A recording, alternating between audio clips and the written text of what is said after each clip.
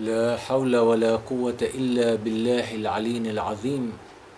أعوذ بالله السميع العليم من الشيطان اللعين الرجيم. بسم الله الرحمن الرحيم. الحمد لله رب العالمين. الحمد لله كما هو أهله، والصلاة والسلام على أشرف الأنبياء والمرسلين وخاتم النبيين مولانا أبي القاسم محمد.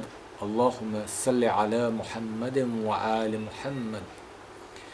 We have been discussing on an important topic, the reciprocal rights, the rights that are incumbent upon each and every one of us who follow the school of Ahl Bayt alayhimus salam, and indeed for the whole of humanity. If people were to reflect on these rights and do as the Imam has suggested, the fourth Holy Imam, the great grandson of the Holy Prophet, then certainly we would be in a better situation globally as human beings, and we possibly could have attained the lofty status that is in store for us if we truly understand.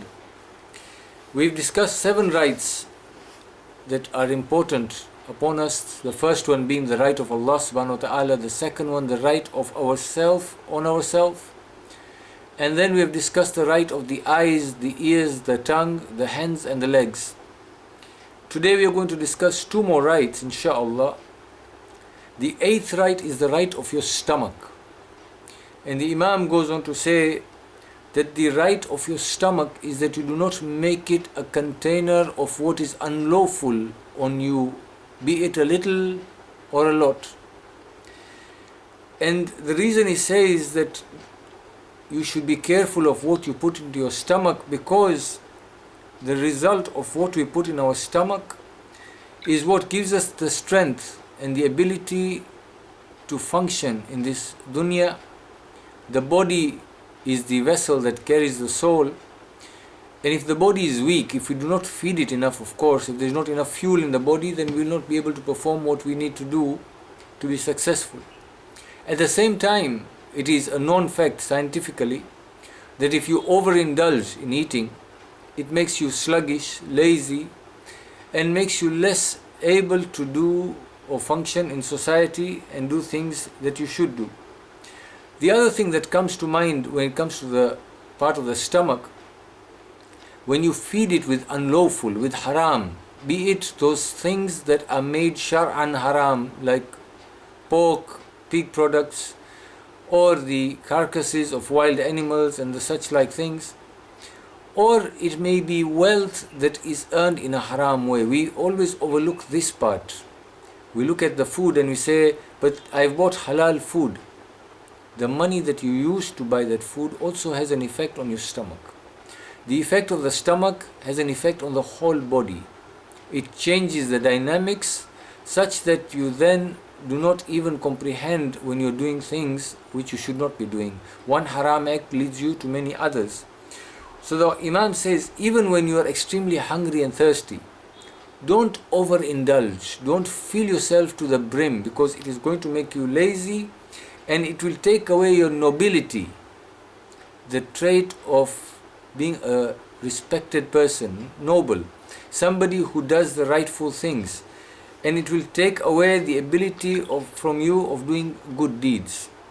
So we need to be mindful of what we are putting into our bellies, because although it does not have a direct effect as such to the soul, that food that nurtures the body does have an indirect effect on our soul, and it can harm us and take us away from Allah SWT, which is not the goal of this dunya. The next thing that the Imam says is the right of your private parts.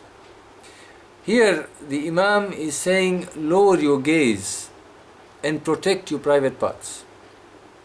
Take yourself away from the sins of shahwa.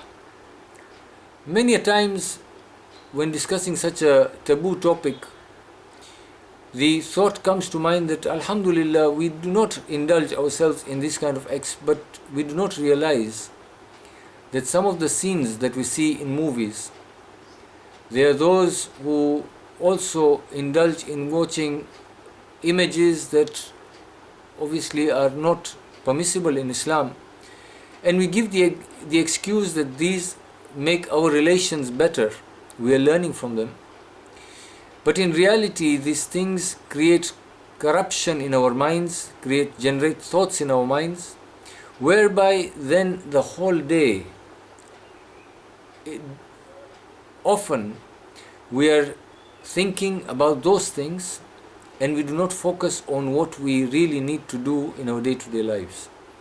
Many a person is taken so much into such thoughts that the person is then forced by nature to find a recourse, an outlet, and such a person then goes into the haram acts of zina, be it physical zina or the zina of the eyes, or they may even take on self-satisfaction and self-pleasure, which is also a haram act, and this is what then takes away the natural ability of a human being. It weakens, especially in men, it weakens the men.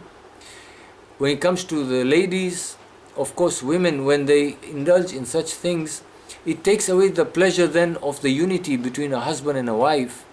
And therefore, in society today, we find there's so many problems in marriages, and part of the root cause of these problems is this issue, that there's no compatibility, there seems to be a disparity.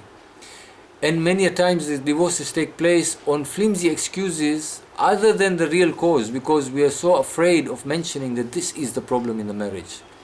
We are not finding that satisfaction in each other because we've been indulging in certain acts that have taken us away from enjoying the intimacy that would be possible between a man and a woman, or a husband and a wife rather.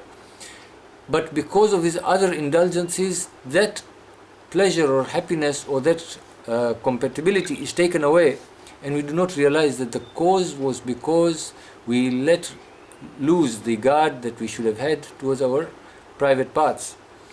In conclusion, the stomach of a human being and the private parts of a human being are things that we do not contemplate and think about. But both these things have a very key role in the acquiring of piety, in the acquiring of taqwa.